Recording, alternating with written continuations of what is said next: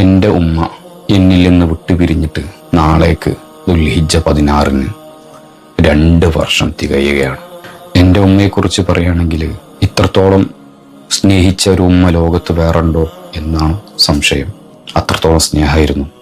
മക്കൾക്ക് വേണ്ടി പാതിരാവിൽ രാത്രി 3:30-4 മണിയാകുമ്പോൾ എണീറ്റ് തഹജ്ജുദൊക്കെ നിസ്കരിച്ച് ഖുർആൻ ഓതിയിട്ട് ദുആ ചെയ്യുന്നത് പലപ്പോഴും ഞാൻ കണ്ടിട്ടുണ്ട്. കരഞ്ഞുകൊണ്ട് പറയും, റബ്ബേ നീ ഒരു കാവലാകണമെന്ന്. മൂസാ നബി അലൈഹി സ്വലാത്തു വസ്സലാം ഉമ്മാന്റെ വഫാത്തിന്റെ ശേഷം നടന്നു പോകുന്ന സമയത്ത് കാല് കല്ലിൽ തട്ടി വീഴാൻ പോയ സമയത്ത് അള്ളാഹ് പറഞ്ഞു, മൂസ ഇതുവരെ നിങ്ങൾക്ക് വേണ്ടി പ്രാർത്ഥിക്കാൻ നിങ്ങളെ ഉമ്മ ഉണ്ടായിരുന്നു, അപ്പൊ നിങ്ങളെ ഉമ്മ ഇല്ലട്ടോ, നോക്കി നടക്കണേന്ന്. അതുപോലെയായിരുന്നു എൻ്റെ ഉമ്മ. ഉമ്മ ഉള്ളപ്പോ മരിക്കാനും ഉമ്മ ഇല്ലാത്തപ്പോ ജീവിക്കാനും ഭയമാണ് എന്നാരോ പറഞ്ഞില്ലേ, ഇതൊക്കെ സത്യമാണ്.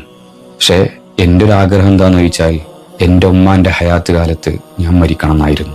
കാരണം ഉമ്മ എന്നെ റബ്ബിനോട് ചോദിച്ച് എങ്ങനെങ്കിലൊക്കെ ഖബറിലും മഹ്ശറിലും രക്ഷപ്പെടുത്തും. റബ്ബ് എൻ്റെ ഉമ്മാന്റെ പ്രാർത്ഥന തട്ടൂലല്ലോ. ഞാൻ ഉമ്മാക്ക് പുറത്തു പോകുമ്പോഴൊക്കെ ഒരു ഉമ്മ കൊടുത്ത് കൈ മുസാഫഹത്ത് ചെയ്ത് ഉമ്മാന്റെ സമ്മതത്തോടായിരുന്നു പോയിരുന്നത്. അതെൻ്റെ ഉമ്മാക്ക് സന്തോഷമായിരുന്നു. ഇതൊരു ഒടുക്കിലോ പോവുകയാണെങ്കിൽ എൻ്റെ ഉമ്മാക്ക് ദിവസം ഞാൻ വിളിക്കും. അഥവാ ഏതെങ്കിലും ഒരു ദിവസം വിട്ടുകഴിഞ്ഞാൽ രാവിലെ സുബഹിക്ക് തന്നെ എൻ്റെ ഉമ്മാന്റെ കൂടെ ഇങ്ങോട്ട് വരും. ഉമ്മാന്റെ വഫാത്തിന് ശേഷം പലപ്പോഴും ഞാൻ അറിയാതെ എത്രയോ പ്രാവശ്യം ഉമ്മാനെ വിളിക്കാൻ വേണ്ടി കയ്യിൽ ഫോൺ എടുത്തിട്ടുണ്ട്. നമ്പർ അടിക്കുന്ന സമയത്താണ് എനിക്ക് ഓർമ്മ വരിക എൻ്റെ ഉമ്മ പോയി എന്നുള്ളത്. തൊയ്യിബേ എന്നുള്ള എൻ്റെ ഉമ്മാന്റെ വിളി കാതിലും മുഴങ്ങും. ഞാൻ അറിയാതെ എന്തോ എന്ന് ചോദിക്കും ചെയ്യും. പെട്ടെന്നാണ് എനിക്ക് ഓർമ്മ വരിക ഉമ്മല്ലല്ലോ എന്ന്. ഉമ്മാന്റെ വഫാത്തിന്റെ സമയത്ത് ഉമ്മ വഫാത്താകുന്നത് വരെ ഉമ്മാന്റെ വലത്തെ കൈ കൊണ്ട് എൻ്റെ ഇടത്തെ കൈ പിടിച്ചിരുന്നു. അത് വിട്ട സമയത്താണ് എനിക്ക് മനസ്സിലായത് ഉമ്മ പോയി എന്നുള്ളത്.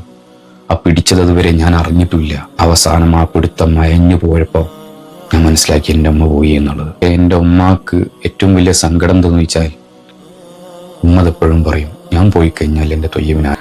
അത്രത്തോളം സ്നേഹമായിരുന്നു എൻ്റെ ഉമ്മാക്ക് എന്നോട്. ലോകത്തിലെ ഏറ്റവും വലിയ വേദന എന്തെന്നറിയോ?